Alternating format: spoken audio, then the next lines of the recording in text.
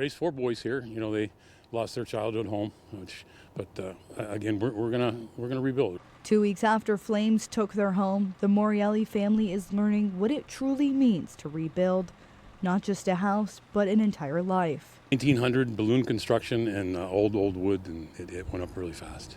12 fire trucks from 8 different fire departments came to battle the flames. They ended up having to come back later in the night to extinguish that fire that smoldered for 4 days. Guy Morelli, the homeowner, shares that some of what was lost can never be replaced. Among the ashes were the remains of his mother, his best friend, and his father-in-law. Memories and pieces of his past that he says are irreplaceable.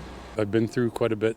Like I said, you know, there's bumps in the road, and I've hit quite a few. But Morelli says that even in the middle of the devastation, something reminded them that hope wasn't lost. Nephew said, "What about the dogs?" I said, "Oh my gosh, yeah, let's get the dogs." So we could let the male loose. He was fine, but the female was underneath the deck and was on fire. And I got as close as I could, and I said, "Tia, Tia, Tia," and she wouldn't come out. I'm like, "Oh no, oh no."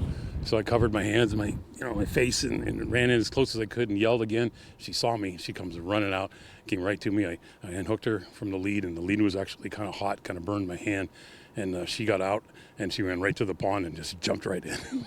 Both the family's 2 labs and their cat survived the fire without a single injury.